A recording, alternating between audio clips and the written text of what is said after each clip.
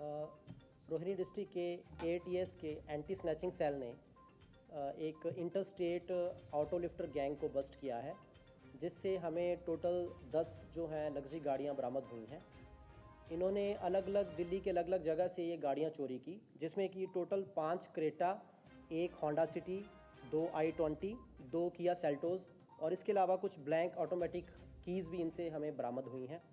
ये जो हमने ऑपरेशन किया है, ये 15 तारीख के आसपास हमने इनको जो है नैप किया था। आफ्टर ब्रीफ इंफॉर्मेशन हमें मिली थी कि कुछ लोग यहाँ पे बेगमपुर एरिया में गाड़ी चोरी करने आ रहे हैं।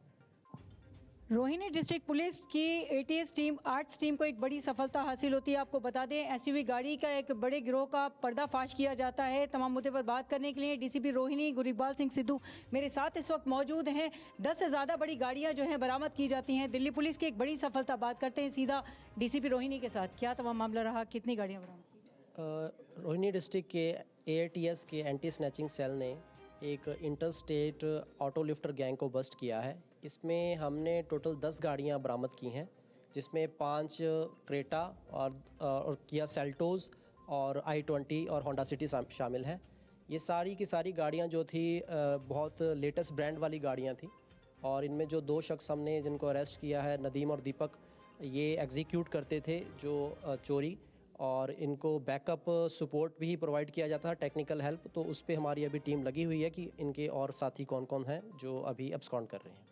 दोनों अभियुक्तों की यदि बात की जाए तो कहाँ के रहने वाले हैं, प्रोफाइल क्या कहती है और कितने समय से ये काम कर रहे हैं? आपको ये सब कैसे पता चला कि ये अभियुक्त इस तरह से गाड़ियों का जो है चोरी अंतर्राज्यीय स्तर पर कर रहे हैं? इसमें नदीम जो है वो यूपी से बिलोंग करता है और दीपक जो है वो दिल्ली से बिलोंग करता है, और ये पिछले 6 महीने और साल के आसपास से ज़्यादा एक्टिव थे। और हमारे ये जो बेगमपुर और रोहिणी के अलग अलग थानों से ये चोरी की घटनाओं की जो सूचना मिल रही थी, तो उस पर हमने डेडिकेटेड एटीएस की टीम्स लगा रखी थी। और after information we laid a trap and caught them in the Begumpur area, और उनसे चोरी की गाड़ी बरामद हुई और फर्दर क्वेश्चनिंग के बाद बाकी गाड़ियाँ बरामद हुई। सर, कितने समय से अगर बात की जाए तो कितने समय से दिल्ली पुलिस इस तमाम मामले पर काम कर रही थी? क्योंकि आपने कहा कि अंतर्राज्यीय स्तर पर ये गाड़ियों की बरामदगी की जाती है। एसयूवी गाड़ियों का 10 गाड़ियों का मिलना एक बड़ी संख्या होती है। इन गाड़ियों का इस्तेमाल क्या किया जाता था सर? किसी गैंग के साथ में इनका कोई कनेक्शन, इनकी निशानदेही पर क्या प्राप्त होता है गाड़ियों के अलावा?